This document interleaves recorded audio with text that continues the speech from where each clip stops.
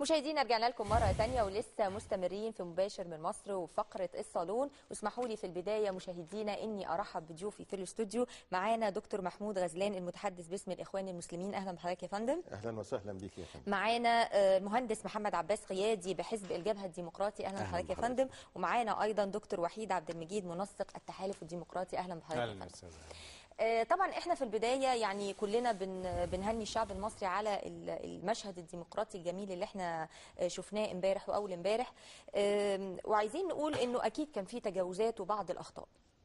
واذا احنا هنتكلم عن التجاوزات هنحط بس في البدايه 20 خط تحت، ان احنا مش علشان نتهم بعضنا البعض، ولكن علشان نخرج بان احنا نعرف احنا اخطأنا في ايه وما يحدث في المرحله الثانيه والثالثه ان شاء الله. حدث التجاوزات استاذ وحيد، دكتور وحيد؟ مفيش انتخابات في العالم كله تخلو من تجاوزات. واظن حد من المسؤولين الامريكيين او الاوروبيين قال حاجه بهذا المعنى. واضح انه جات لهم تقارير ان المصريين قاعدين يتكلموا عن تجاوزات تجاوزات تجاوزات، فحب يعني لان هو هذه الانتخابات صورتها في العالم عامله كده، يعني اعادت صوره الثوره. فيبدو ان هو لقى ان كتر الكلام عن التجاوزات بيفسد هذه الصوره. فقد ما اعرفش يعني كانت نيته ايه، الله اعلم، انما قال انه لا توجد انتخابات مثاليه في العالم. بالزبط. دائما بتبقى فيه تجاوزات، اما في الاجراءات الاداريه، اما في الممارسه السياسيه، اما في الدعايه الانتخابيه عادة، لأنه دي انتخابات بينظمها بشر وبيأخذها بشر وبتتأثر بالظروف المحيطة بيها. فمن الطبيعي إنما في النهاية أي عمل سياسي بيقيم في مجمله بالمحصلة. ما هي المحصلة؟ هل نحن في بداية نقلة كبيرة إلى الأمام أم لا؟ طبعا نحن في بداية نقلة كبيرة جدا إلى الأمام. البعض لم يكن يتخيلها حتى أيام قليلة مضت، وكان بيقول لك ده في فراغ امني والناس تنزل ازاي وهيبقى في قتلى ومش عارف لو وصل كم قتيل هيحصل ايه والبتاع. وكنا بننظر الى هذا الكلام باستغراب شديد. وانا اخر حاجه قلتها كان مع اخونا عمرو اديب في القاهره اليوم، كان قبل الانتخابات بيوم او يومين، وقلت انه المصريين الذين نزلوا يوم 28 يناير بالملايين وهم يعرفون ان حياتهم مهدده انهم يمكن ان يقتلوا، لن يخافوا النزول في انتخابات لمجرد ان في فراغ امني وانه ممكن بلطجي يعمل هجوم على لجنه الانتخاب بافتراض ان ده يمكن ان يحدث. وقلت انه الكثافه الاقبال هي اكبر تامين للعمليه الانتخابيه، وانه مهما كان هناك من امن، لو انه الاقبال قليل قد تحدث مشاكل امنيه، لكن وجود اعداد كبيره من الناخبين هذا يمثل ردعا لاي من كان اي حد هيخاف، اي حد حتى لو بلطجي هيخاف يريد من قوة الشعب. ولذلك فعلا اختفوا يعني باستثناءات قليله جدا وفي لحظات معينه وبتاع، انما كانت استثناءات بكل معنى الكلمه.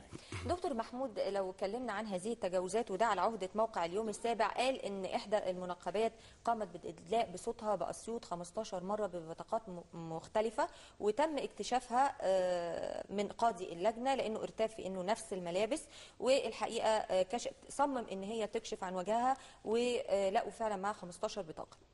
يمكن انا هسال حضرتك السؤال ده لاني قبلها بيوم بالظبط كان معانا سياده المستشار حسام مكاوي وسالته فعلا هذا السؤال. قلت له اخواتنا المنقبات طبعا دي حريه شخصيه وليهم طبعا كل الاحترام والتقدير، فلما يخشوا ينتخبوا هل يجوز ان هم يرفعوا النقاب؟ فقال لي انه كانها داخله المحكمه، المستشار من حقه ان هو يطلب رفع النقاب علشان تدلي بصوتها ويتاكد من شخصيتها. فرأي حضرتك في هذا التجاوز وازاي نتلافاه؟ يعني احنا بنقول التجاوز عشان نتلافاه، ازاي نتلافاه في المرحله القادمه؟ بسم الله الرحمن الرحيم. الحقيقه المشهد الانتخابات كان مشهد رائع، وهذا المشهد الحقيقه لا يصح مطلقا ان احنا نشوهه بحدث هنا أو حدث هناك. أنا أعتقد أن العالم كله مبهور به. درجة الإقبال الحضاري المصري ليس له مثيل، إقبال غير مسبوق وليس له مثيل. الأمر التالي إنه بافتراض وقوع هذا الحدث، فيعني الشيء الطبيعي إنه في قانون وفي لجنة انتخابات عامة وفي لجنة انتخابات عليا، فاللي بيضبط أمر كهذا يعني يشتكي لها في نيابة، يروح يبلغ النيابة بهذا الأمر. لكن أنا دعوتي بتقول لي إن إحنا كإخوان مسلمين كل ما هو حرام لا يجوز مطلقا أن نباشره أو نقترب منه. أنا هضرب لحضرتك مثالين. المثال الأول في إحدى الانتخابات قبل كده، كانت في لجنة السيدات وكانت أيام حسني. الأمر فضي على ما كانش فيه إقبال، ولجنة السيدات كانت فاضية، وكان في مندوبة لأحد المرشحين جوه اللجنة، وكان في مندوبة أخرى نائبة عن مرشح من حزب الوطن. ما حدش بيجي، فبتاعة الحزب الوطني قالت اللي بتاعة الإخوان المسلمين بقول لك إيه، الورق ده ما تيجي نقسمه نصين، نصوت النص للإخوان والنص للحزب الوطني. لا والله قالت لها ولا ورقة. الأمر المثال الثاني، الدكتور محمد بديع المرشد العام للإخوان المسلمين كان أمين عام نقابة الأطباء البيطريين، وأجرى انتخابات للأطباء البيطريين تحت إشرافه الشخص، وكانت نتيجتها سقوطه وسقوط مجموعة الإسلاميين، وسلموا النقابة للي قادمين وقالوا لهم سلام عليكم ومشوا. فدي أخلاق الإخوان المسلمين، وده ما يدعو إليه الإخوان المسلمين، وده ما كان بيعاني منه ويشتكي منه الإخوان المسلمين طيلة عهد مبارك وما قبل مبارك. ولعل حضرتك تعرفي كويس خالص انه في 2005 رغم ان الاخوان فازوا ب 88 مقعد والناس قالوا ده رقم كبير وبتاع، بعدها باسبوعين ثلاثه جريده امريكيه بتسال احمد نظيف رئيس الوزراء ايه رايك في هذه النتائج؟ قال هم فازوا ب 88 مقعد، لكن بالحق احنا زورنا وسقطناهم في 40 اخرين. فده اللي بنعاني منه، ولا يمكن انه شيء بيعاني منه ان احنا نعمله. ولذلك انا بدعو كل الاحزاب وكل القوى اللي بتشارك ان التنافس يبقى تنافس شريف، والعمليه السياسيه انا شخصيا او احنا بنرى ان العمليه السياسيه لا تفترق اطلاقا عن اي عمل، كلها ينبغي ان تراقب الله سبحانه وتعالى وان تتقي. يعني دكتور محمود في النهايه او بايجاز حضرتك بتقول انه اذا حدث اي تصرف من شخص ما وكان هذا التصرف غير لائق فهو يعبر عن نفسه فقط ولا يعبر عن الاخوان المسلمين كما فهمت من حضرتك. ما حضرتك بتقولي انها منقبه، هذه المنقبه ممكن تبقى اي اتجاه اخر ليس اخوان. واللي عايز اقوله برضه يجوز انها تكشف وشها. هو ده بس اللي انا كنت عايزه افهم من حضرتك انه يجوز ان تكشف. لو كان في اللجنه سيده او ما الى ذلك ممكن تكشفها، لو ما فيش يبقى قدام المستشار وما فيش حرج شرعي. باشمهندس، رأي حضرتك في التجاوزات، وإذا كان هناك أي رد تحب ترده لو كان على دكتور وحيد أو على دكتور محمود. أولا أنا بهني نفسي وأنا فخور جدا إنسان مصري. بدأت ترجع لي أنا كمصري، بدأت ترجع لي هويتي، بدأ يرجع لي انتمائي الوطني، وأعتقد دي أول بداية للعمل في مصر لنقل مصر إلى عالم أول في فترة وجيزة.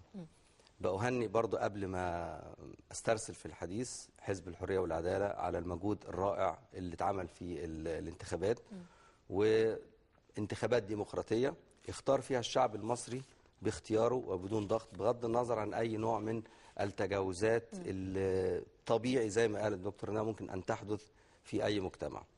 الإصرار المصري على الوجود في هذه الانتخابات لم أرى مثيلا له في أي مكان ولم أكن أتوقعه. إذا الشعب المصري كسب الرهان على أنه بيحب بلده، وإذا رأى عمل جاد ومخلص إذا هو يشارك. إذا الشعب المصري اجتمع له بعد ما رأينا في هذا الانتخابات الجزء الثاني اللي كان ينقصه. الجزء الأولاني خده من ثورة 25 يناير وهي الإصرار والعزيمة على تحقيق ما يريده. كان ينقصه النظام والتنظيم والصبر. في هذا الاستفتاء أو في هذه الانتخابات ظهر للشعب المصري ده تصميم وإصرار يا فندم، ده مدينة نصر كانت شوارع. أنا يا فندم من مدينة نصر وكنت مرشح لحزب الجبهة في دائرة مدينة نصر. كنت فخور جدا بما أراه، وكنت فخور بالمرأة المصرية على كافة يعني مستوياتها وعلى كافة أعمارها. المرأة المصرية أثبتت أنها قوية فوق ما كنا نتخيل. الإصرار غير طبيعي برغم التجاوزات اللي هقول لحضرتك عليها اللي نابعة أساسا من سوء الإدارة اللي احنا بنعاني فيه كلنا من مصر. طب قول لي على التجاوزات يا فندم كده في عجالة. أول تجاوزات عدم كفاية أماكن الانتخاب، ودي شيء يعني الحقيقة ينم برضو عن سوء إدارة طبيعي جدا. إذا حسبنا بالمنطق الطبيعي إن كل إنسان ليه أن يصوت بياخد حوالي 5 دقايق، إذا الساعة الواحدة بتاخد حوالي 12 واحد يصوتوا. إذا كانت في اللجنة فيها 1000 واحد يبقى على مدة ال10 ساعات اللي عايزينهم يبقى احنا عايزين أماكن للاقتراع موجودة حوالي 10 في كل مكان. ما كانش حد بقى متخيل هذا الإقبال، فمعلش هنتداركه. إذا هناك سوء إدارة. أيوة. ولذلك أنا قلت حتى للسيدات، أنا بركز على السيدات إن هم نصف وقوة المجتمع. قلت لهم دي أول وآخر مرة، أول مرة نشارك بهذه الجدية وبهذه العزيمة، وآخر مرة نهان بهذه الطريقة ويضاع وقتنا كمصريين. أعتقد إن احنا الفترة اللي جاية محتاجين وقتنا قوي، محتاجين وقتنا للعمل. هي شوية تنظيم وإدارة. تخيلي حضرتك إذا وجدنا هذا التنظيم والإدارة كم من الوقت وكم من المال ممكن أن طبعا أن نستفيد منه يعني كثيرا يعني. بالظبط. دكتور محمود، يمكن بما ان باشمهندس محمد اتكلم عن المرأة، فأنا يمكن في تخوف في الشارع المصري من انه يكون في، وانا هكلم حضرتك بصراحة علشان توضح فكر الإخوان للي ممكن يكون مرتاب أو في خلط لدى البعض بين الإخوان وبين بعض التيارات المتشددة جدا من التيارات الإسلامية، علشان يكون الأمر واضح. في تخوف بالفعل انه يكون في اقصاء لدور المرأة اللي وصلت له في واحنا في القرن الحالي.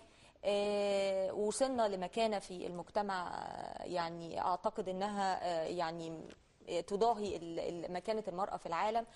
فهل فكر الإخوان ان هم يقصوا المرأة عن العمل او يقعدوها في البيت او يمنعوها او كل الكلام ده؟ وبمنتهى الصراحة قبل ما اجاوب على سؤال حضرتك انا بدي اقول ملاحظه على الباشمهندس قال ان انا بهني حزب الحريه والعداله. الحقيقه انا بدي اقول انه ده التحالف الديمقراطي المنسق بتاعه الدكتور وحيد. يعني النتيجه دي ما هيش نتيجه حزب الحريه والعداله وحده، وانما نتيجه التحالف الديمقراطي اللي فيه حوالي 10 احزاب. مش كده يا دكتور؟ دي برضو نقطه يا فندم، يعني بعد ما دكتور محمود يتكلم حضرتك توضحها للناس، لانهم برضو مش يعني واخدين بالهم من هذه القصة. والدكتور وحيد هو المنسق العام لهذا التحالف. بالنسبة لقضية المرأة أنا بدي أقول لك إنه أكبر نسبة نساء في أي حزب في مصر في حزب الحرية والعدالة. احنا عندنا 1000 امرأة في مؤسسة من 8000 شخص مؤسس. 1000 امرأة مؤسسة. عندنا قسم كامل للأخوات. عندنا أساتذة في يعني أستاذات في الجامعات وفي كل مكان. اهتمامنا بالمرأة إنها يعني كثير قوي من النساء عندنا نساء عاملات، وفي كل الدواوين وفي كل الجامعات وفي المدارس وفي كل مكان. نظرتنا للمرأة نظرة تكريم وإكبار. المرأة هي الأم وهي الزوجة وهي الأخت وهي البنت، فإحنا بنكرمها ونعزها وما إلى ذلك. والشرع اللي احنا بنتبعه بيبيح لها كل شيء، إنها تتولى كل الأعمال المدنية، بيع وشراء ورهن إلى آخر هذه الأمور. إنها تتولى مجلس الشعب، وعندنا 70 واحدة فيما أذكر. مش كده يا دكتور؟ في المرشحات 70 امرأة. ما اعتقدش انه في حزب عنده 65 عاملات يعني في كل المهن. يعني 70 امرأة مرشحة لمجلس الشعب، يحق لها انها تتولى اي حاجة. ان شاء الله ممكن لو شكلنا وزارة وارد انه يبقى فيها وزيرات. فالكلام اللي بيقال، يعني انا هقول لحضرتك مثال. وانا جاي قبل ما اجي على طول اخويا الكبير كلمني وقال لي ان فلان له صديق في الشرقية قبل ما حضرتك معلش تقول هذه القصه، علشان معانا المستشار حسام مكاوي بقاله فتره على التليفون، ناخده وبعدين نكمل. سياده المستشار حسام مكاوي، اهلا بحضرتك يا فندم معانا على المصريه. وطبعا كنت بتشرف بوجودك معايا قبل الانتخابات بيوم. كنت مصمم على ان القضاه هيقوموا بواجبهم لغايه اخر نفس يعني، وكنت قلق من جزئيه حمايه الصناديق في الليل. فيا فندم قولي بقى على ارض الواقع لما حصل الكلام ده حصل ازاي؟ طبعا مساء الخير، اهلا وسهلا. طبعا احنا القضاء امبارح واول امبارح يعني من يوم الاثنين كانت عمليه مجهده جدا. التصويت على يومين، احنا كنا في منتهى السعاده ان الناس كلها نازله تنتخب، ولكن كان في طبعا ارهاق بدني لينا. بعض اللجان لما خلصنا كان في بعض المشاكل اللي حصلت في اللجان، زي الادوات والاوراق المخصصه حضرت وقت متاخر. بعض اللجان حضر لها الاوراق الساعه 9 والساعه 10 صباحا فتاخر التصويت، ولكن في المجمل صارت العمليه الانتخابيه. التامين كان كويس، ولكن بقى بعض الحاجات اللي على ارض الواقع اللي احنا شفناها وقلنا قبل الانتخابات ان اللجنه العليا للانتخابات يجب ان نفس نوعيه الصناديق الخشب الثقيله التي ورثناها من النظام القديم، ونفس نوعيه الاقفال القديمه، مش اقفال بلاستيكيه. احنا قلنا كنا عايزين اقفال بلاستيكيه عليها سيريال نمبر. المعاناه الشديده اللي القضاة عانوها بقى بعد لما يومين الانتخابات خلصوا وكلنا من غير نوم ننتقل للجان فرز في اماكن ضيقه جدا. وصل الامر ان احنا بقينا موجودين بنفرز في مدارس ضيقه قدام باب حمامات، مفيش اضاءه، مفيش كراسي. وصل الامر ان القضاة كانوا بيحملوا الصناديق بانفسهم. فكان بعد 48 ساعه من العمل الشاق نتجه الى لجان الفرز، ودي كانت الملحوظه الاساسيه لاغلب القضاة. مكان غير مهيأ بالمره للفرز. هرج داخل اللجنه بسبب ان احنا لحد النهارده مفيش حد عارف دوره ايه. كل المرشحين، كل مرشح بيخش في لجنه الفرز اللجنه العامه جايب معاه كل المناديب، كل المراقبين عايزين يخشوا في نفس الوقت. فكان شعورنا احنا كقضاة بقى، يعني احنا كلنا فرحانين بهذا العرس الديمقراطي وهذه التجربة الديمقراطية الوليدة التي لا نخشى منها شيء، لان كلنا عرفنا الانتخابات هي الحل. ولكن التنظيم الانتخابي شيء كان يعني نشعر بمرارة شديدة. بذلنا مجهود ضخم جدا على ارض الواقع، انما نفس المشاكل لدرجة ان احنا حسينا ان في حد مش عايز يخلي الانتخابات تكمل. سيادة المستشار، يعني هو طبعا المعلومة وصلت كاملة. بنشكر حضرتك. وطبعا ده أكيد احنا يعني عرفنا من حضرتك دلوقتي ان الأماكن نفسها ضيقة، وان هي فيها عدد كبير جدا جدا من الناس. يا رب المعلومة دي توصل ويحاولوا يتداركوها في المرحلة الثانية. بنشكر حضرتك للمرة الثانية.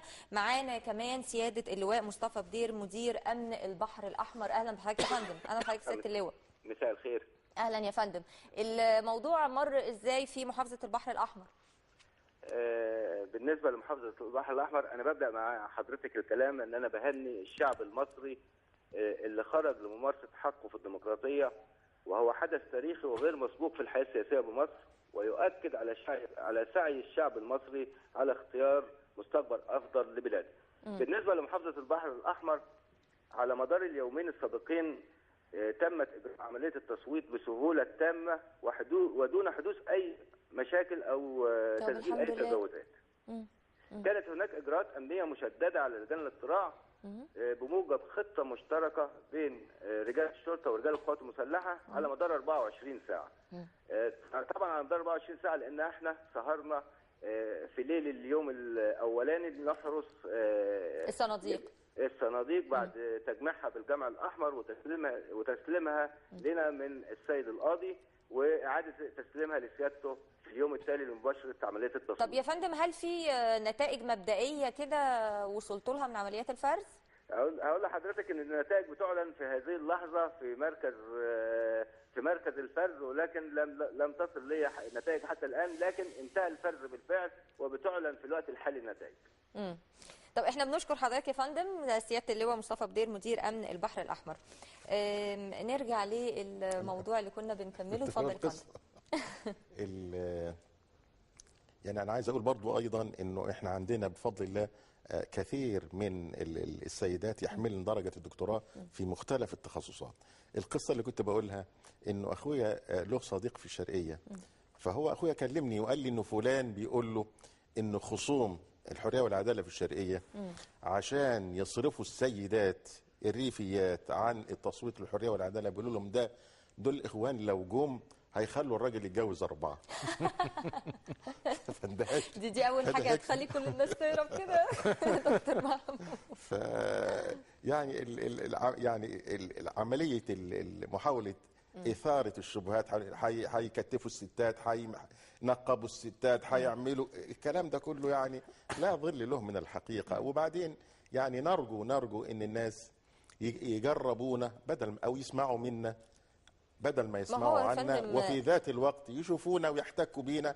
واعتقد ان شاء الله الصوره هتبقى مختلفه تماما. وفي اثناء الثوره 25 يناير لما اختلط الناس بعضهم ببعض، هنالك ناس كتير خالص، حتى مش عارف عمار الشريع لما اختلط باخواننا ولقاهم بينشدوا ومش عارف ايه، قال انا كنت مصور الاخوان المسلمين دول حاجه ثانيه. شويه من اخواننا الاقباط قعدوا معاهم جنبهم شويه، قالوا ايه ده الكلام اللي كان بيتقال لنا مختلف عن هذا تمام. ولذلك احنا نرجو انه ما فيش حد يحكم على واحد بناء على كلام من شخص اخر، ولا سيما اذا كان من خصوم.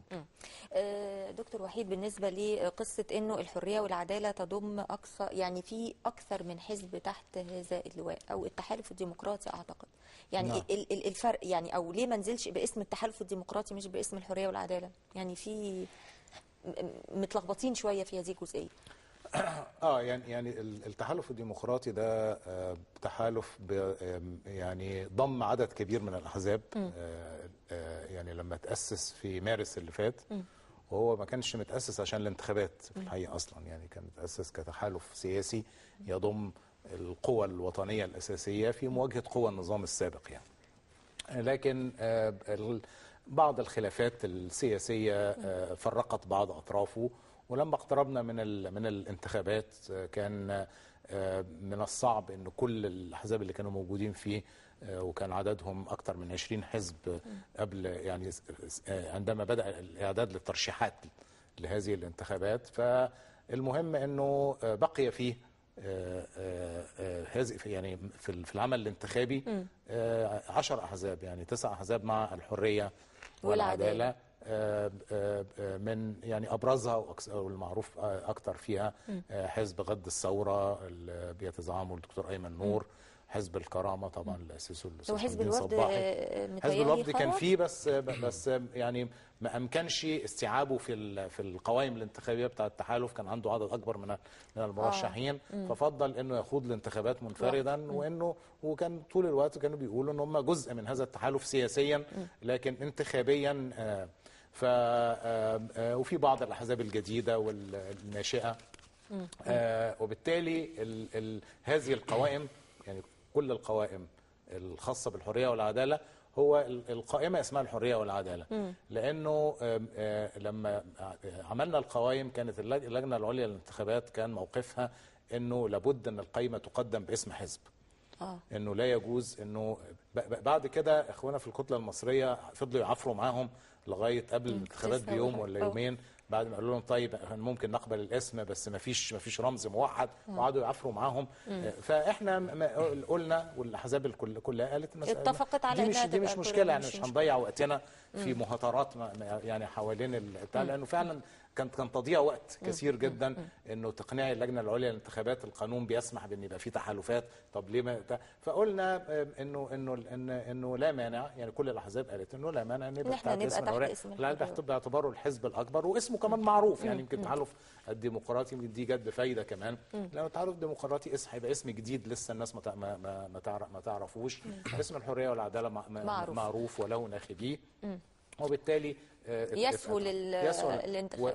وهذه القوائم كلها اللي احنا بنتكلم عليها فيها مرشحين لحزب الحريه والعداله، وكل قائمه فيها على الاقل مرشحين من حزب اخر. أيوه. من وفيهم مرشحين مسيحيين، يعني في هذه المرحله، في المرحله الاولى اخونا امين اسكندر هو احد المرشحين الرئيسيين في هذه القائمه في شمال القاهره في الساحل.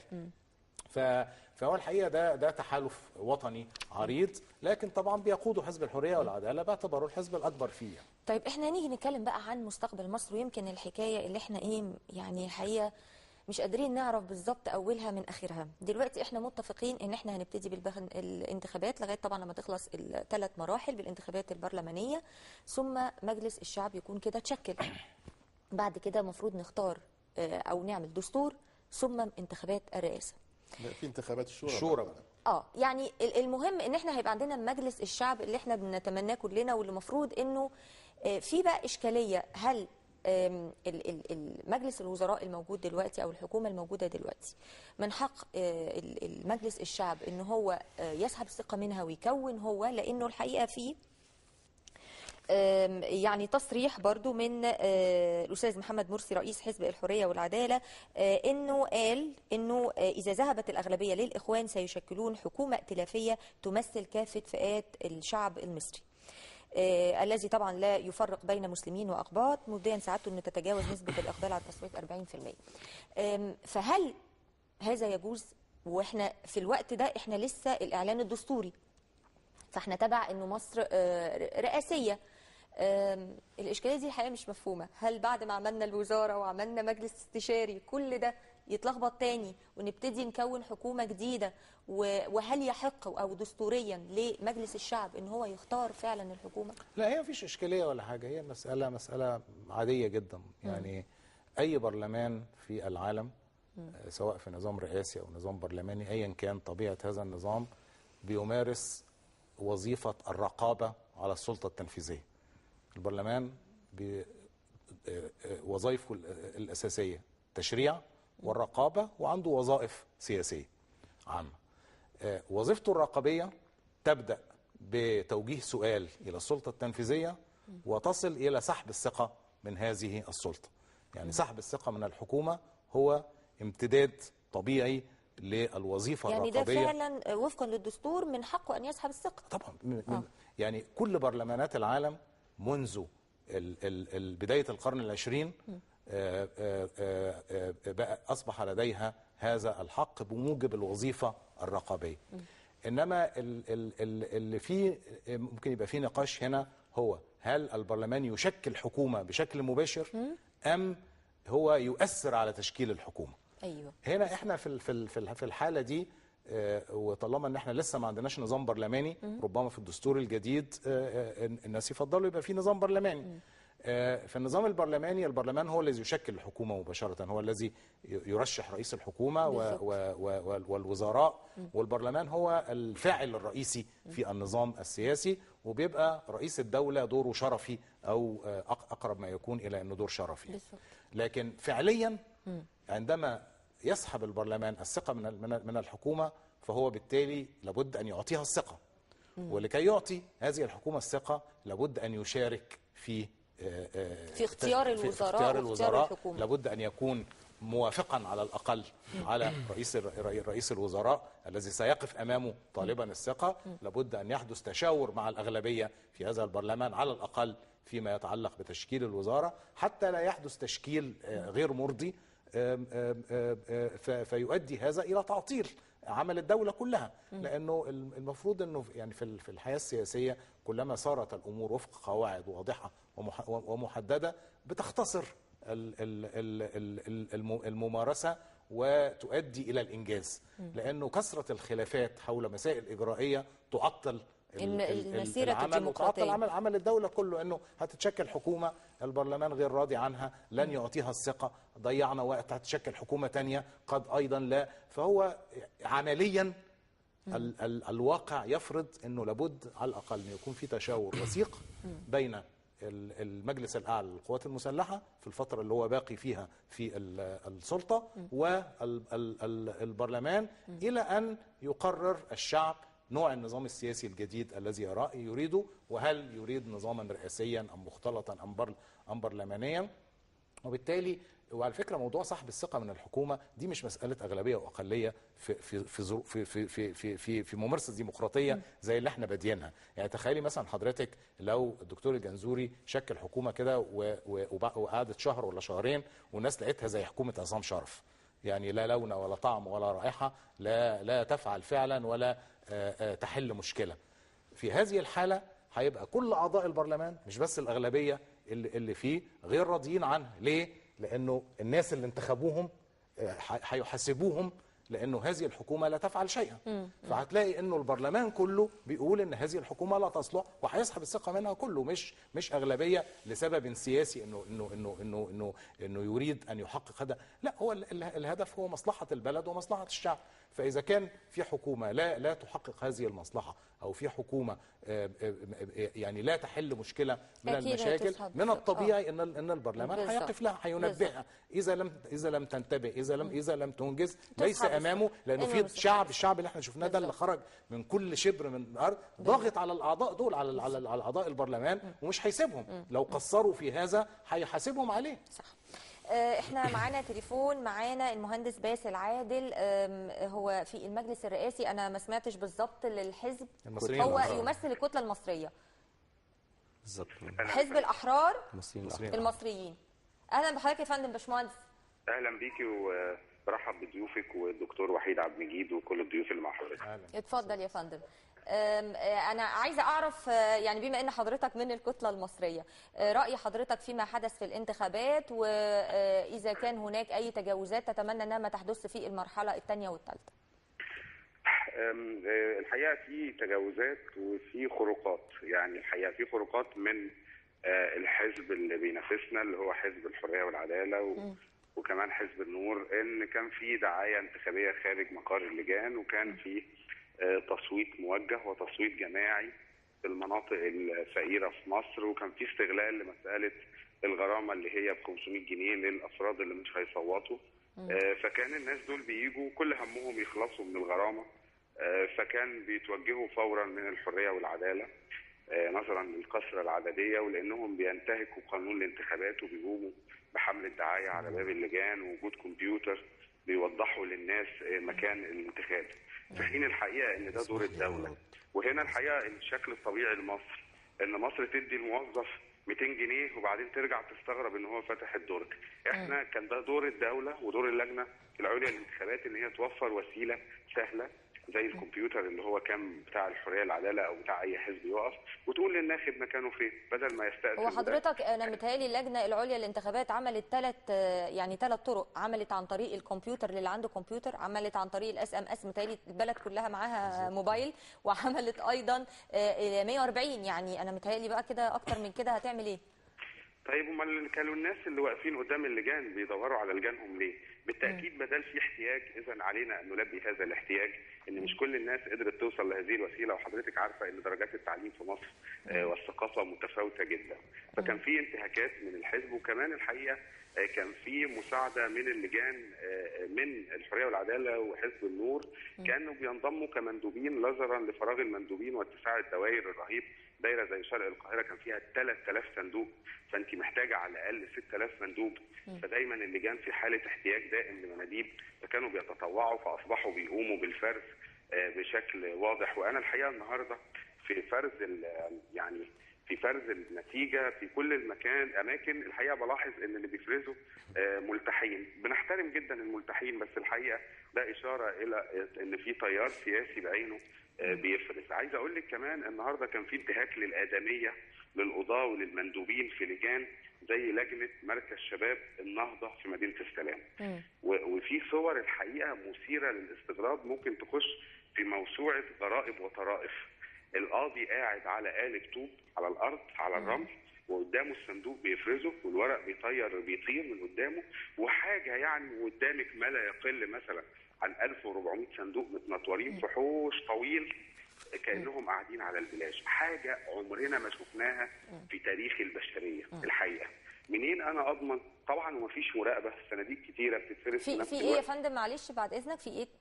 مفيش مراقبه يا فندم، صناديق كتيره بتتفرز في نفس الوقت. أيوة. والمطلوب ان كل قايمه يبقى ليها 2 مراقبين، وبيتفرز 1400 صندوق في نفس اللحظه، والمندوبين 2. حضرتك تتصوري ان هنا في مراقبه على الفرز؟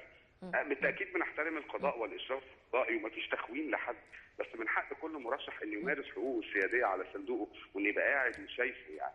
لكن يعني عشان تبقى الحقوق مكتمله للجميع. فلا، كان في خروقات وكان في الحقيقه اشياء كثيره سواء من الاحزاب المهندس، بس اللي احنا بنشكر حضرتك، وصلت كل المعلومات، ودلوقتي انا هسيب ضيوفي ان هم يردوا عليك، بس انا عايزه اعرف من حضرتك هل وصل لك الكتله وصلت لكام دلوقتي؟ انا اتصور ان احنا ان شاء الله اكثر من 25% من القوائم اللي احنا نزلنا عليها في المحافظات، يعني ان شاء الله مينيموم 25% من القوائم دي النتيجه اللي جات لنا من هنقول 70% من الدوائر تقريبا. بنشكر حضرتك مهندس باسل عادل، ممثل عن الكتله المصريه. متهيألي الباشمهندس عايز يرد. طبعا الانتهاجات الخاصه او يعني الطلبات الخاصه من اللجنه العليا للانتخابات دي معروف، يعني كل الناس متفقه عليها. الانتهاكات متهيألي هو اللي حضرتك عايز ترد عليها. اولا انا عايز ارد اولا على القضاء وبشكرهم شكر كبير جدا. قاموا بعمل بطولي من ال3 ايام اللي فاتوا دولت في ظروف عمل فعلا صعبه جدا لا تليق بقضاة مصر اللي هم السلطه القضائيه اللي موجوده عندنا. وانا بدعو من هنا من حضرتك ان في الانتخابات القادمه لا تكون تحت اشراف القضاء، لان القضاء تعطل ومصالح الناس تعطلت في القضاء بسبب ارهاق بدني ونفسي ويعني معنوي كبير قوي للقضاة بتوعنا. الانتهاكات طبعا دي الديمقراطية الأحزاب تنافست مع بعض في الوجود. ما ينفعش ان احنا نلقي بأخطائنا التنظيمية على الآخرين. إذن وانا هنا بتكلم على الكتله المصريه وبتكلم طب انا عايز اعرف بس في اي جزئيه يا فندم، يعني ايه الاخطاء اللي يعني النهارده حضرتك تفضلتي وقلتي الناس بتبقى عارفه 140 والكلام ده كله. حزب الحريه والعداله نزل بالكمبيوترات بتاعته بيسهل على الناس. طب الحزب الثاني ما نزلش ليه؟ ما هو دي تنظيميا الانجح هو الاشطر تنظيميا. يعني هو ده ما يعتبرش اختراق يا فندم؟ يعني هو المفروض انه في اللي عرفته يعني ان في حاجه اسمها الصمت الانتخابي قبلها بيومين المفروض، وهل ده ما يعتبرش نوع من الدعايه بس يعني ما هياش مباشره؟ خليني اقول لحضرتك حاجه برضو دي يعني هم معتبرينها كده كتله. انا بكلم حضرتك طبعا نيابه عنهم بما انهم مش موجودين.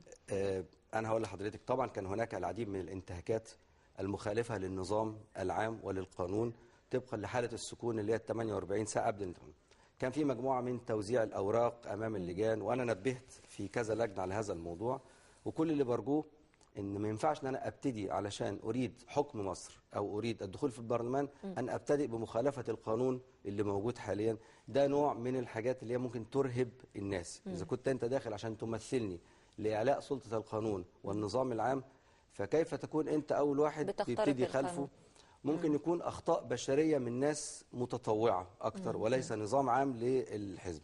ولكن هناك برضو يعني العديد من الانتهاكات، وما اقدرش الوم ان من جوه اصلا انا شفت ناس ملتحين. لا نريد ان نحول المصريين الى كتل مفترقه ارجوكم اسمها مصر. وانا ارفض حاليا كمصري ان يقال ان احنا عندنا ده مسيحي وعندنا ده مسلم. كل من يحمل 3 حروف في بطاقته اسم مصر لابد ان يحترم وله حق في المواطنه. وهي الحقيقه يا فندم تحولت فعلا، يعني الحقيقه مش بس قيل ان بعض الانتهاكات من الحريه والعداله، يعني على الجانب الاخر برضو علشان اقول ان برضو قيل ان هناك بعض الانتهاكات، وبرضو قالوا انه بعض الكنائس يعني هي حولوها الحقيقه المسلمين والمسيحيين انها بتقول انها كتله مصريه. انا سالت واحد من الاخوه من حزب الحريه والعداله وكان بيوزع اوراق، فقلت له انت كده بتوزع ورق خطأ. قال لي انا سألت القاضي فقال لي وزع، وسألت واحد آخر قلت له انت بتوزع اوراق خارج اللجنة.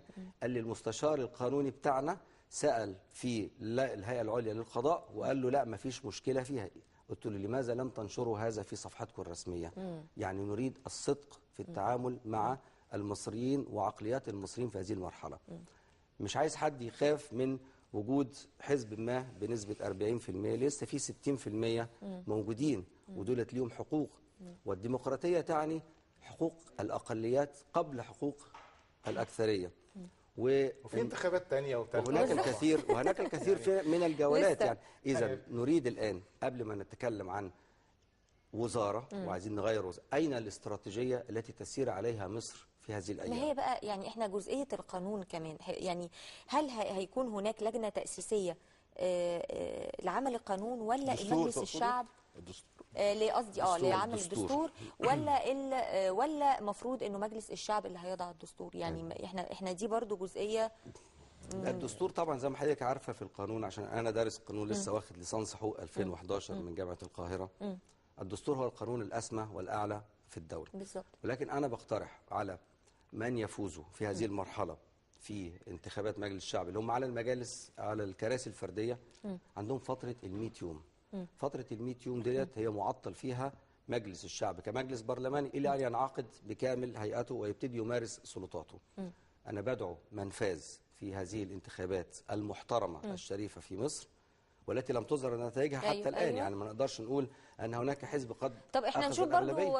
يعني الإخوان رأيهم إيه في هذا الموضوع؟ يعني هل البعض بيتهم أن الإخوان رفضت وثيقة السلمي لهذا السبب، انه كان من بنود الوثيقه انه مجلس الشعب مش هو اللي يضع الدستور، وانه يكون هناك لجنه تاسيسيه. انا اقول لحضرتك القصه. القصه طبعا يعلمها الدكتور وحيد عبد المجيد لانه وثيقه السلم دي هو كاتبها. اولا اقول لك القصه بدات منين؟ بدات من الاخوان المسلمين اعتقد في مارس يمكن، وقدمنا ورقه اظن معا لبناء مصر، وكانت ورقه فيها مجموعه من المبادئ. ثم بعد ذلك تطورت وشكلت لجنه برئاسه الدكتور وحيد لاعاده صياغه البتاع بطريقه انجح وبتاع، وكان معها لجنه. عملوا وثيقه سموها وثيقه التحالف الديمقراطي.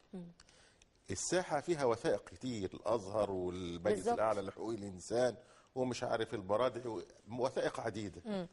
فاحنا بنقول انه كل الوثائق من حق اي حد، شخص، مجموعه، حزب، انه يعمل وثيقه، لكن الوثيقه هذه ينبغي انها تكون ارشاديه او استرشاديه للجنه التاسيسيه اللي هتحط الدستور. ولا يصح مطلقا انها تفرض فرضا على هذه اللجنه، والا هيبقى ايه دورهم؟ ايه بصمجي بما فيها وثيقتنا. الدكتور علي السلمي كان في هذا الوقت ضمن التحالف الديمقراطي باعتباره نائب لرئيس حزب الوفد. بعد ذلك انتقل بقى نائب رئيس مجلس الوزراء. أخذ هذه الوثيقة كما هي. المادة 5 حط سطر ونص، المادة 9 حط فقرة، المادة 10 ابتدعها ابتداعا. فإذا الوثيقة ككل احنا موافقين عليها عدا الإضافات هذه. الإضافات هذه الحقيقة كانت بتدي امتيازات للمجلس الأعلى للقوات المسلحة بحيث تجعله دولة فوق الدولة، فوق الدستور، فوق البرلمان، فوق الشعب، فوق القانون.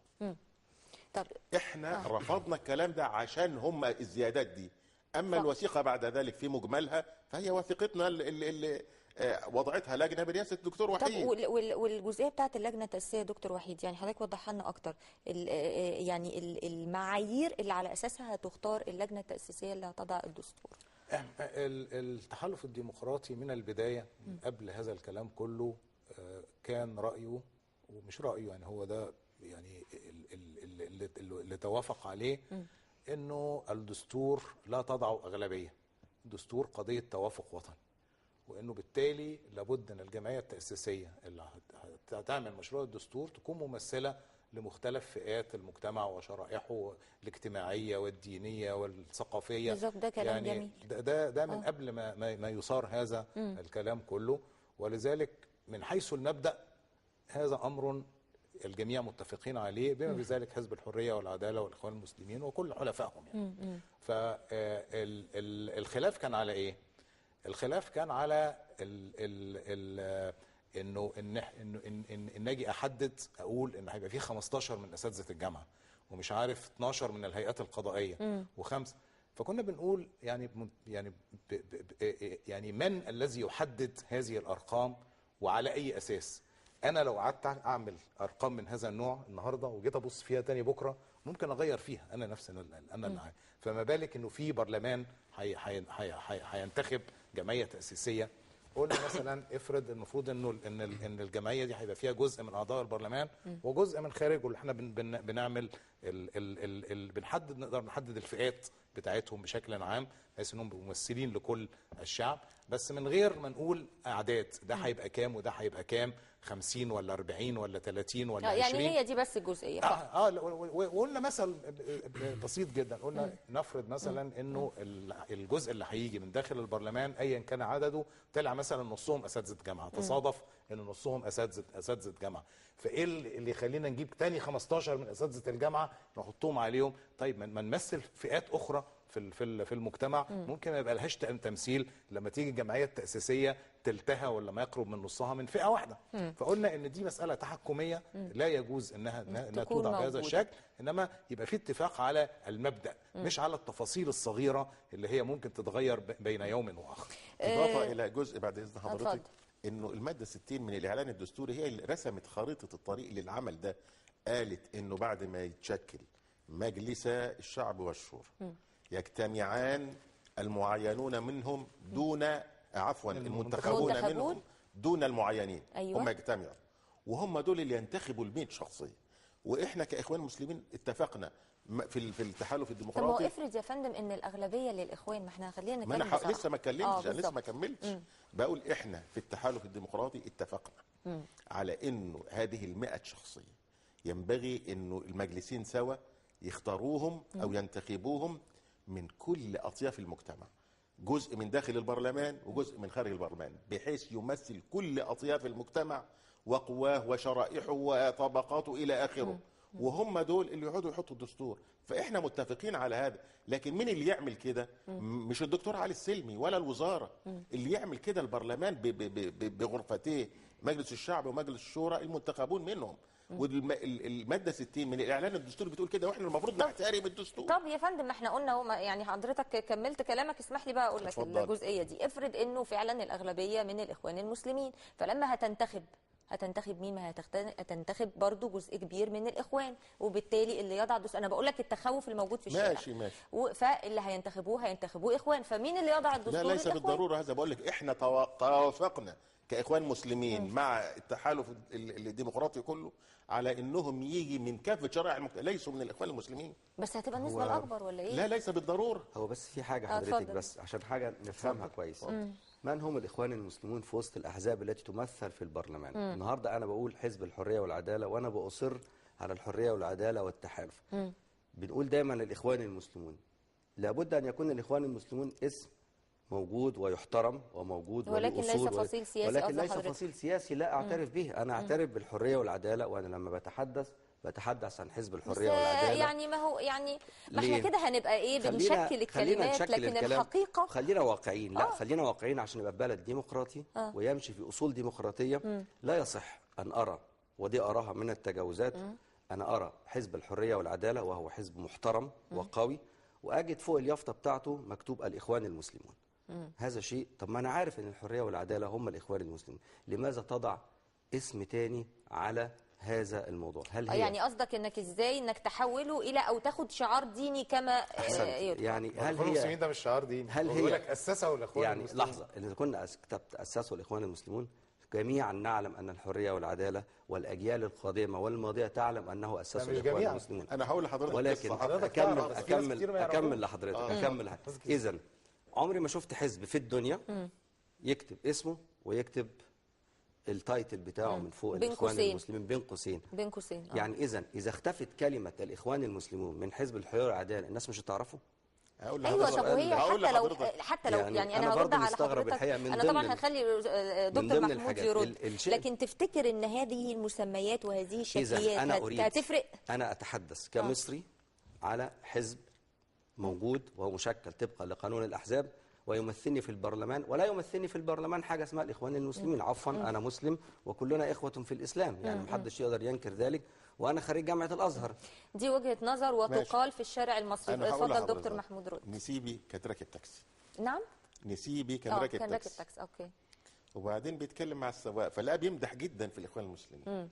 فقال له طب انت هتنتخب مين؟ قال له الاخوان المسلمين. قال له مفيش حاجه اسمها الاخوان المسلمين في الانتخابات.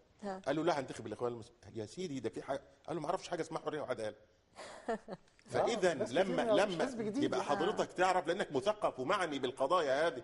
لكن في ناس كتير، السواق التاكسي ده اللي ما بيشوفش الا التلفزيون ولا بيقرا جرايد ولا يعرف حاجه منه، لما نكتب له انه ده اسسه الاخوان المسلمين فيعرف ان هم دول اصلا تابعين للاخوان المسلمين، هيروح ينتخب الحريه والعداله. انما هو رايح يقول للناس فين الاخوان؟ ما فيش اخوان مسلمين. انا لازلت امدح في طريقه التواصل بتاعت حضرتك مع الناس والكمبيوتر والوصول للناس والاقرب ناس والافقر ناس واغنى ناس. بس مش فالنهارده الناس مش هتعرف توصل. حزب بقاله 6 شهور ولا بتاع، الناس تعلم هيغطي 85 مليون على مستوى الجمهوريه. الناس تعلم جيدا ان حزب الحريه والعداله هو الممثل للاخوان المسلمين. اذا ظهور المره الجايه ان شاء الله مش هنحط الاخوان المسلمين، المره الجايه هيكونوا خلاص عرفوا. وبعدين لما هتكلم دلوقتي باسم الاخوان المسلمين لا يا سيدي احذف كلمه الاخوان المسلمين وقول الحريه والعداله او هو طبعا وجهه نظر باشمهندس تحترم. ليه؟ لانه زي ما حضرتك قلت اذا كان حزب الحريه والعداله نفسه لا يستخدم هذه الطريقه، وانما ممكن انه ممثلي او من ينتمون اليه او اللي هم مريدي بيستخدموا هذا الاسلوب وبيستخدموا الشعار الديني بالفعل. يعني بيروحوا يقولوا للشخص يعني بيقول لا استني بقى قولي بقى يا فندم قولي هذا اتهام فعلا موجود. يعني مش وهل اتهام؟ ما هو ايه هو الشعار الديني اللي بيستخدموه؟ الشعار الديني ان هو يروح يقول لحد احنا مش مسلمين، لازم ان احنا كلنا نتجمع، طب نحاول يا جماعه ان احنا نكون كلنا ايد واحده. هذا يقال بالفعل. هذا لا يستخدم لدينا على الكلام ده خيالي. لانه حضرتك هقول لك ليه الكلام ده خيالي. انت عارفه اهم معركه انتخابيه في هذه الانتخابات هي بين التحالف الديمقراطي اللي فيه الحريه والعداله وبين النور والتحالف السلفي. دي اكبر معركه انتخابيه في الحقيقه في عدد كبير من المحافظات. وعندنا الكتله المصريه لا ما الكتله المصريه موجوده، بس انا بقول لك تجاهلتها خالص. لو حولت الموضوع الى صراع بين النور السلفي وبين في محافظات ما كانش فيها الكتله المصريه خالص. تنافس وليس صراع. تنافس شريف. يعني مثلا ولم يحسم الصراع بعد. اسكندريه ما كانش فيها صراع غير بين الطرفين دول. كفر الشيخ نفس الشيء. دمياط يعني في محافظات ما قالش لا صراع انتخابي. مين اللي هيستخدم دعايه دينيه؟ يعني طرفين اصلا مرجعياتهم دينيه هيستخدموا الدعايه الدينيه ضد بعض. ازاي ما هو في كتله مصريه؟ ما حضرتك هو نفس اللي قاله يا باشمهندس انه في كتله مصريه، فبالتالي الكتله المصريه معروفه انها ليبراليه مش على اساس ديني او مرجع ديني، فبالتالي لما بيتكلموا مع بعض وهذا واكد لك ان هذا ما يحدث في اللجان بالفعل. يعني انا اللي بقوله لحضرتك بيحدث في اللجان. للاسف الشديد اللي حضرتك بتقولي عليهم ليبراليين استخدموا الدين اللي ما استخدموش الحريه والعداله. كيف يا فندم؟ ازاي بقى؟ وهم ما لهمش اساسا مرجع ديني. انا في حزب الجبهه الديمقراطيه. لا جو الديمقراطيه انما الكتله المصريه وهذا موجود. دعمتها قصدك استخدموا يعني دعمها قصص وكنائس ووزعوا قوائمها ووزعوا اسماء مرشحين فرديين ونشر هذا على اوسع. وزعوا مرشحين فرديين ولم اكن واحد منهم. لا احنا مش احنا بنتكلم واحنا قلنا في البدايه رغم ان انا عضو الاسلوب ان احنا نروح لازم يبقى مسلمين ومش لا كل الكلام هذا لا يستخدم مطلقا. هو ده اللي احنا عايزين نقوله لجمهورنا. احنا معانا دكتور محمود او بعض الناس يقول لك ان احنا بنقول للناس اللي هيدينا صوته هيخش الجنه واللي مش هيدينا بقى. ده كلام بالله عليكم. هذا حدث. اذا كان هذا قد حدث يا باشمهندس، احنا دلوقتي الجمهور بيتفرج علينا فهيعرف انه اللي قال كده مش اخوان مسلمين بس. يعني عندنا القوائم بتاع التحالف الديمقراطي فيها مرشحين مسيحيين. يا فندم قلنا مش عايزين نقصف مصر. نشوف بستأذنكم معانا تليفون. معانا الاستاذ الصحفي محمد منير من اسيوط. اهلا وسهلا يا فندم. الو استاذ محمد. للاسف هو مش معانا. كنا عايزين نعرف اسيوط ايه اخبارها. نيجي زي ما احنا قلنا يا فندم واحنا بنتكلم عن اللجنه التاسيسيه وبنتكلم عن وضع الدستور المصري، فاحنا كده طمنا الناس انه اللجنه التاسيسيه مش هتبقى لتيار بعينه. لا ده بديهي. يعني دي مساله بديهيه. يعني دي جمعيه بتعمل دستور لدوله لوطن بكامله. لا يمكن يعني لا يعقل انه ينفرد بها احد. لانه لازم نبقى عارفين ولازم نبقى فاهمين، عشان اذا كنا يعني على مستوى الشعب اللي طلع بهذه الجموع الهائله وثبت انه اكثر وعيا مننا ان احنا في بدايه ممارسه ديمقراطيه. الممارسه الديمقراطيه دي ما فيهاش اغلبيه سياسيه دائمه. طب فيها الاربع سنين دي يا فندم وفيها انتخابات تانية وبتتغير. طيب ما احنا هنتكلم فعلا مش معقول كل انتخابات هتيجي اغلبيه تغير. طب هي حكايه الاربع سنين اللي مساله بديهيه، يعني النقاش فيها يدل على ان احنا مش قادرين نرتفع لمستوى شعبنا. الناس اللي كانوا بيقولوا الشعب ده مش هيروح ينتخب ومش هيخرج وما بيعرفش ينتخب، اثبت العكس. اثبت انه اكثر وعيا. والشعب ده على فكره مش هيسيب حد يسيطر عليه تاني، خلاص انتهى. يعني المشهد بتاع امبارح اول امبارح ده في ناس لغايه النهارده ما بيستوعبوش انه في عندنا جزء من النخبه السياسيه ما بيستوعبش الحاجه غير بعد 100 سنه. فمش قادرين يستوعبوا هذا المشهد. ده هو مشهد في شعب. رد من الباشمهندس ورد من الدكتور. اتفضل. انا عايز اقول حاجه بعد اذن حضرتك. الشعب ده يعني تعرض لحاله من الارهاب والتخويف والتفزيع للاسف الشديد من اعلاميين سياسيين مثقفين، ان هذه الانتخابات الدم فيها هيبقى للركب والتزوير هيبقى بلا حدود، ومع ذلك نزل بالكثافه هذه واثبت ان هذه الفلسفه والتحليلات ما هي الا ثرثره فارغه لا تستاهل حتى ان الواحد يسمعها. الشعب الحقيقه كل يوم والتاني يثبت ان هو اعلى بكتير من كل من يدعون بقى العلم والمعرفه وما الى ذلك. باشمهندس كنت عايز ترد حضرتك؟ كنت عايز اقول بس ان الدستور ليس حكرا على احد.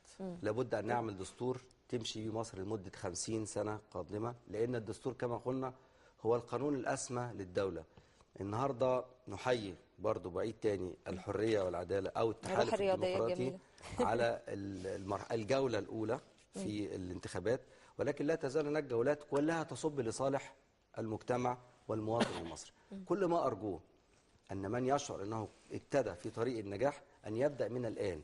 عنده 100 يوم بدل ما نضيع وقتنا ونقعد نتناحر ونحول مصر إلى دولة مسيحية ودولة مسلمة ونتفاخر بيننا وبين بعض أن أنا عندي في الحزب هنا مسيحيين وأنا عندي هنا مسلمين.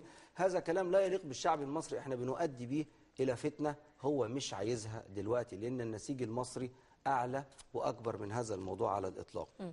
اللي أنا برجوه وبطلب منهم دلوقتي، عندك اختبار لمدة 100 يوم. من نجح في هذه الانتخابات الفردية اللي هتظهر نتيجتها بكرة، عندك اختبار 100 يوم ان انت تقعد وتعمل استراتيجية كاملة لهذه المنطقة اللي انت انتخبت فيها بالظبط، وتورينا فكرك ايه وتعرضه على الناس قبل انعقاد مجلس الشعب والشورى. عندك بالزبط. مرحلة 100 يوم.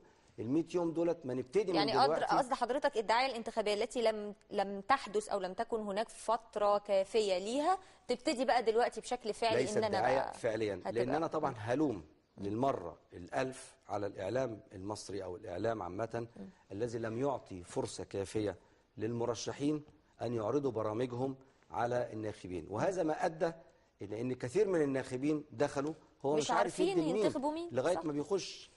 فده نوع من التعتيم على المصريين في الفترة دي. كل ما أرجوه في هذه الفترة القادمة نمرة واحد أن يقوم الإعلام بعمل مناظرات كاملة ما بين المرشحين ويظهرهم مع بعضهم كده ويدعو إلى ذلك في وسائل الإعلام. يعني دي وجدناها عندنا في مدينة نصر أن عندنا 112 مرشح لم يرى منهم الناخبين الكثير. طبعا احنا معانا بس في البداية تليفون، معانا الأستاذ الصحفي أحمد السعدي من الأقصر. أهلا بحضرتك يا فندم. اهلا بيك يا فندم. اهلا وسهلا. اخبار النتائج المبدئيه في الاقصر ايه؟ يا حضرتك النتائج المبدئيه اعلنت لحين وصول اصوات الاقصريين في الخارج حضرتك بفوز بالنسبه للقوائم حضرتك فوز طبعا الحريه والعداله. معلش يا فندم ممكن تعيد تاني؟ الصوت عندي مش واضح. بالنسبه حضرتك للقوائم ايوه تم اعلان النتيجه حضرتك وهي النتيجه مبدئيه لحين وصول اصوات الاقصريين في الخارج. القوائم فاز الحزب الحريه والعداله حضرتك بالمركز الاول في ترتيب القوائم ب 118378 صوت. وبعده حضرتك قائمه حزب النور ب 50652 صوت. وفي المركز الثالث جت الكتله المصريه ب 41559. وفي المركز الرابع جاء الحزب الوفد الجديد ب 35523 صوت. ايوه دي بالنسبه للقوائم. لو حضرتك موجوده باقي القوائم لو الحزبيه لو عايزه تاخدي خبر عنها يعني. ان في المركز الخامس يجي حزب الحريه اللي هو حضرتك المنبثق عن الحزب الوطني المنحل ب 25279 صوت. ايوه. بعدهم حضرتك تيجي قائمه حزب الوسط الجديد ب 10090 صوت. ايوه. دي 6 قوائم في المركز الاول حضرتك. بالنسبه للفردي طبعا برضه اعلنت النتائج حضرتك برضه لحين وصول المصريين في الاصوات المصريين في الخارج لانها النتيجه مش نهائيه والمستشار الذي اعلن النتيجه حضرتك لم يحدد ما اذا كانت هتجرى عمليه اعاده ام لا. لسه ما تحددتش. على مقعد العمال فاز مرشح الحريه والعداله يعني بالمركز الاول مرشح الحريه والعداله حضرتك الدكتور عبد الموجود راجح درزيري ب 62016 صوت. يليه مرشح الجماعه الاسلاميه حضرتك من إثنا المهندس حاتم مختار ب 36126 صوت. ويليهم في المركز الثالث حضرتك المهندس عبد المنعم ظنط ب 35845 صوت. ده على مقعد الفلاح. بالنسبه لمقعد العمال حضرتك فاز يعني مقعد الفلاح رضوان ابو جرين. ده حضرتك فاز ب 45000 ب 41000 صوت ب 47 لا مؤاخذه 47000 صوت 581. ايوه يا فندم. يليه المرشح حزب الحريه المنبثق عن الحزب الوطني من الحل. ايوه. خالد عبد المنعم مجاهد حضرتك ب 20595 صوت. وجاء بعدهم مرشح كل دي نتائج مبدئيه يا فندم. ده انت يعني دي محدده جدا مبدئيه ازاي؟ احنا بنشكر حضرتك يا فندم. بنشكر حضرتك. اشكرك. هو طبعا برضو الحريه والعداله يعني مكتسحه باي شكل. لا هو بيقول انها مبدئيه عشان اصوات الاقصريين العاملين في الخارج لم تاتي بعد. ما بالظبط. يعني هو قال انه الحريه والعداله يعتبر في المركز الاول كقوائم، يليه حزب النور، يليه الكتله المصريه، حزب الوفد، حزب الحريه المنبثق من الوطني، وكذلك اعتقد انه بنفس الترتيب تقريبا الفردي نفس القصه يعني. هي الجزئيه اللي انا برضو عايزين نسال عليها قصه ال4 سنين اللي المفروض ان هي بعدها مجلس الشعب بيتغير. دي تقريبا حسب الإعلان الدستوري. لا مجلس الشعب 5 سنين. 5 سنين. ده طبعا حسب الإعلان الدستوري ولا حسب الدستور القديم ولا يعني الوقت ده هل ممكن ان هو يتغير تاني بالدستور الجديد لو حطينا دستور جديد؟ وارد يعني انما هي ال5 سنين. في بلاد بتعمله 5 سنين وفي بلاد بتعمله 4 سنين. انما يعني هي دي هتبقى الرينج يعني بلاد العالم بتعمله 5 سنين. انما في بعض البلاد في الدول الديمقراطيه زي الولايات المتحده مثلا بتعمله 4 سنين. ف يعني ده حسب ما يرى. حسب برضه. لا اتفضل. نعم. هنا في وارد انه الدستور نفسه او اي قانون بيصدر بيبقى فيه في النهايه مواد انتقاليه بمعنى مؤقته. بمعنى انه ممكن يقول لك انه الدستور مثلا يخليه 4 سنين ويستثني البرلمان اللي موجود لمدته كامله، وممكن يقول ينطبق عليه ال4 سنين. يعني مش لازم انه يتغير من بعد ما الدستور يتحط. لا ممكن ان هو يظل. اصل بعض الناس متصورين انه هو هنعمل ايه؟ انه لو دستور جه مثلا قال ال 50% عمال الفلاحين دي اتلغت يبقى ده المفروض يتحل. بالزبط. لو مش عارف شالوا في الدستور الجديد شالوا مجلس الشورى يبقى يتحل. لا، الدستور هو اللي هيقرر. يقول في النهايه خالص بيبقى في مواد انتقاليه. هذه المواد ممكن يقول لك انه يتلغى مجلس الشورى مع ابقاء ده لحين انتهاء. بس دي مواد دستوريه. يا اما عندي دستور مرن او عندي دستور جامد طبقا للقانون او دستور عرفي زي اللي موجود في انجلترا. ايه نوعيه الدستور اللي احنا بنفكر فيه لمصر؟ يعني طبعا في الدساتير المرنه والدساتير الجامده. هي عباره عن ايه؟ الفرق بينهم ايه؟ ان استطيع الدستور الجامد يعني ما اقدرش اغير اي ماده في الدستور الا بطريقه وباستفتاءات وبقوه جامده جدا يعني. والدستور المرن استطيع ان اغير فيه جزء من المواد الدستور. هي الجزئيه دي علشان اعرفها من حضرتك بالتحديد لانها دستوريه وهامه جدا. احنا معانا تليفون بس وبعدين نرجع لهذا الموضوع. معانا المحرر القضائي استاذ عمر عبد العلي. الو السلام عليكم. وعليكم السلام يا فندم. اهلا بحضرتك. النتائج في القاهره النتائج المبدئيه طبعا. الو ايوه يا فندم سامعني؟ ابقى حضرتك يا فندم. عايزين نعرف من حضرتك النتائج المبدئيه في القاهره ايه؟ مبدئيا حتى الان في الوقت الذي لم عثر فيه المستشار عبد المعز ابراهيم رئيس اللجنه العليا للانتخابات ان نتائج النتائج الرسميه للمرحله الاولى نظام الفرد سوف تعلن مساء غد الخميس بعد 7 مساء، الا ان المؤشرات الاوليه على كافه الدوائر ال9 داخل القاهره. بالنسبه للدائره الرابعه ومقرها مصر الجديده، تمكن الدكتور عمرو حمزاوي مرشح الكتله المصريه من تحقيق فوز كبير على منافسه مرشح الاخوان المسلمين. اوكي، ده بالنسبه لمصر الجديده يا فندم. اما الدائره التاسعه ومقرها مركز المعادي، فتشهد حاله من الشد والجذب بين النائب السابق مصطفى بكري الذي دخل في منافسه شرسه مع نائب حزب الحريه والعداله احمد الدروي، ولسه لم يحسم ولم تحسم النتيجه بعد. فيما حصل رمضان عمر مرشح الاخوان على مقعد العمال على المركز الاول وحقق نتائج عاليه.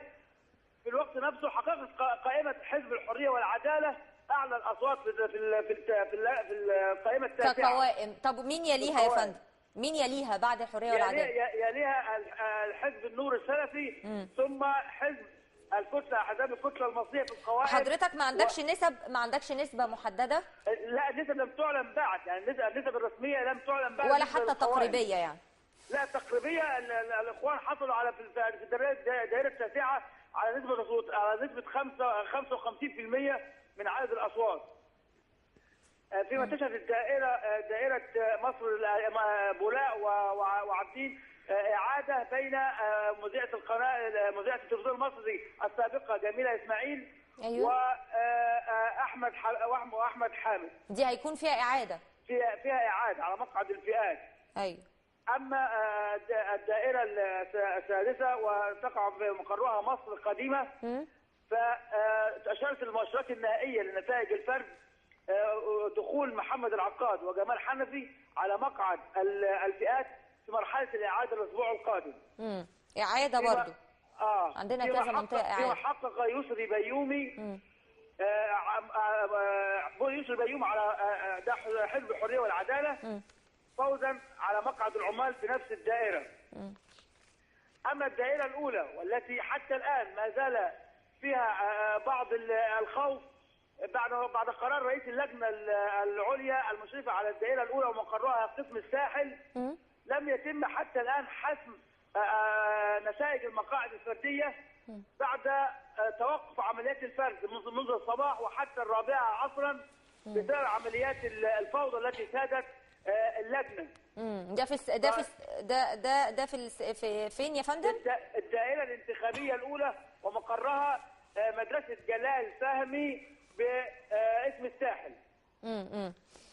طب يا فندم، احنا بنشكر حضرتك شكرا جزيلا. ومعانا دلوقتي رجع لنا تاني الاستاذ الصحفي محمد منير من اسيوط. يا ريت برضو توضح لنا يا فندم. سامعني؟ ايوه، اهلا بحضرتك يا فندم. اهلا وسهلا. تقول لنا برضو النتائج في اسيوط كان اخبارها ايه؟ النتائج مبدئيه برضو اعلنت. لا، نتائج رسميه يعني ارقام رسميه اعلنت في اغلب الدوائر في اسيوط بعد لسه من دقائق قليله.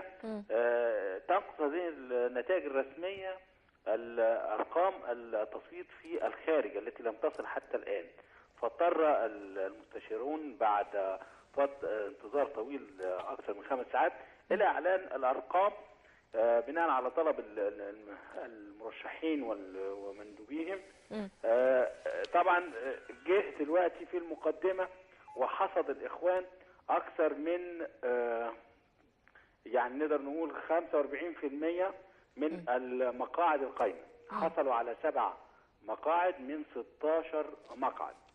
وحصل حزب النور على 6 مقاعد. ايوه. وحصل ائتلاف الكتله على 3 مقاعد. ايوه. وبقيه الاحزاب 0، لم تحصل على اي احزاب.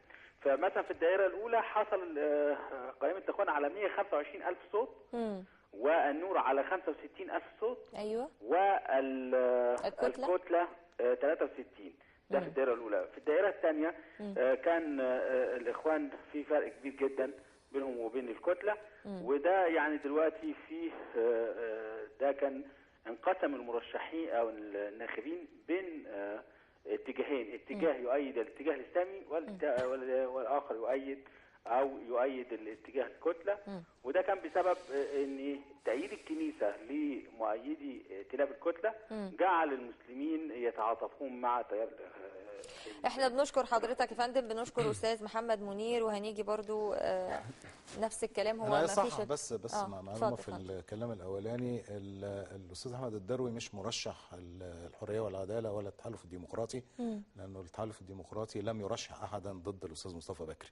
هو مرشح حزب النور عشان حزب النور لانه قال مرشح الحريه والعداله. ايوه صح، الحريه والعداله. كان هناك وعد انه مش بعد الاشياء، انه حتى لا يظن احد ان احنا اخلفنا وعدا يعني. انما فهو ليس مرشح. دكتور عمرو حمزاوي ليس مرشح الكتله المصريه، هو مرشح مستقل، وحزبه ليس ضمن الكتله المصريه وانما ضمن تحالف الثوره مستمر.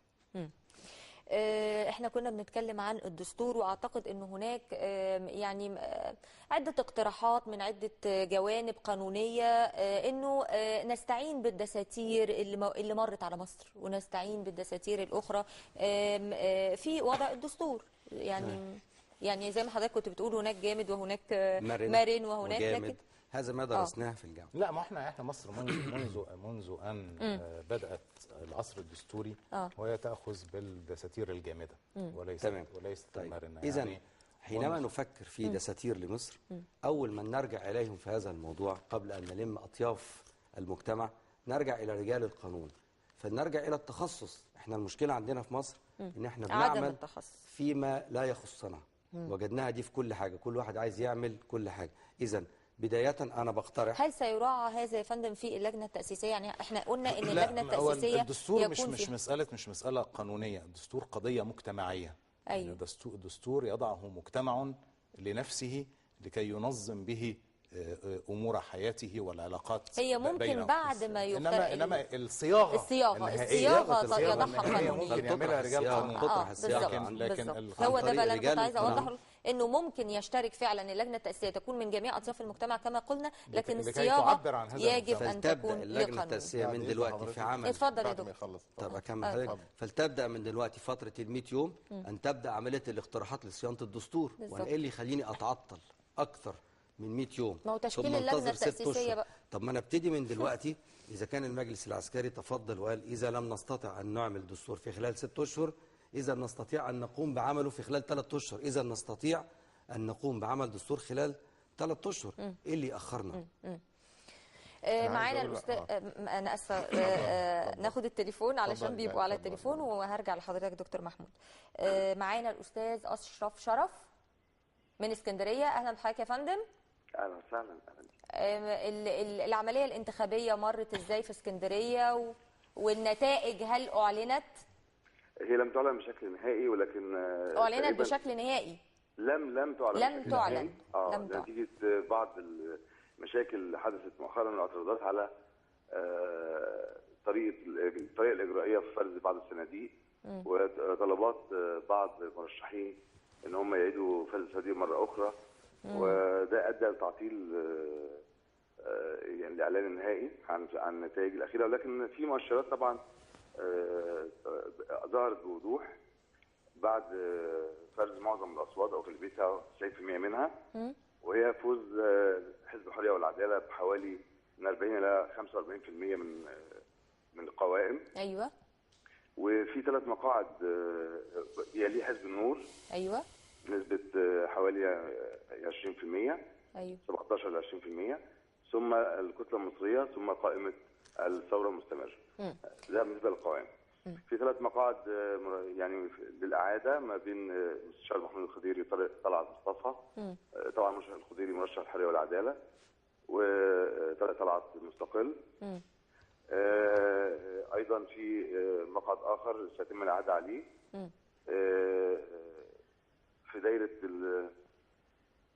المياه البصل ايضا. ايوه. ما بين برضه مرشح الحريه والعداله ومرشح حزب النور. ايوه. ونفس الشيء يعني 3 مقاعد، بينما تم حسم دايره محرم بيه بالفردي لمحمود عطيه مرشح فئات ونائب كرموز السابق ده في اسكندريه، وربما تكون في هناك قعده ما بين صبري الفتوح وكمال احمد.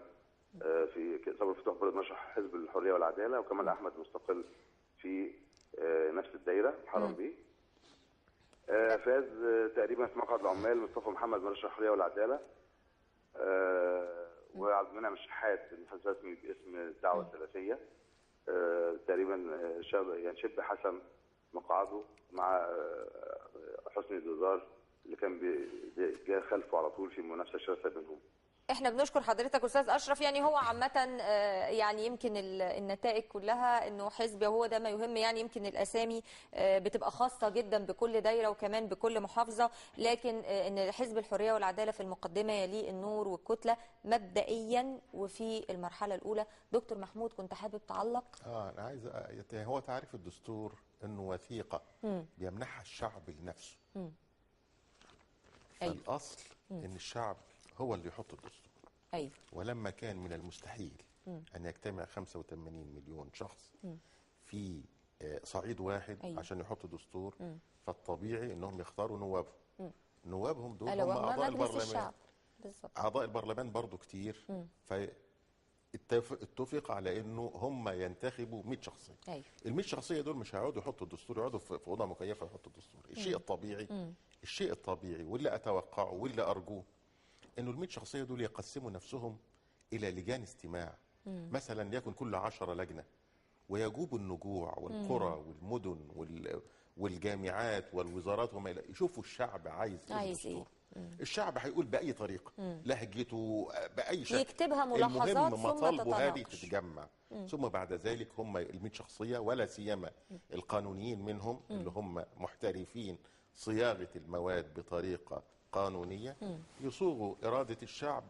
ثم بعد الصياغة هذه بيبقى مشروع دستور، بقاش دستور، مشروع دستور يعرض في استفتاء على الشعب. ما توافق عليه الشعب أصبح دستور الشعب منحه لنفسه. بشكر ضيوفي، بشكر دكتور محمود غزلان المتحدث باسم الإخوان المسلمين، بشكر المهندس محمد عباس قيادي بحزب الجبهة الديمقراطي، بشكر أيضا دكتور وحيد عبد المجيد منسق التحالف الديمقراطي لوجودكم معنا على شاشة المصرية. مشاهدينا يمكن انتهت الفقرة، بشكركم مشاهدينا، وبتمنى ان احنا خلصنا المرحلة الأولى بسلام. بتمنى ان احنا نتفادى أخطائنا وتجاوزاتنا في المرحلة الثانية والثالثة ونمر بمصر. احنا مشينا أول خطوة ديمقراطية، يا ريت بقى نكمل كل الخطوات بشكل سليم، وبنتمنى التوفيق لحزب الحرية والعدالة كما قالت النتائج المبدئية. مشاهدينا بعد الفاصل هيكون معاكم زميلتي عبير أبو طالب، والفقرة الجاية إعادة الثقة بين الشعب والشرطة.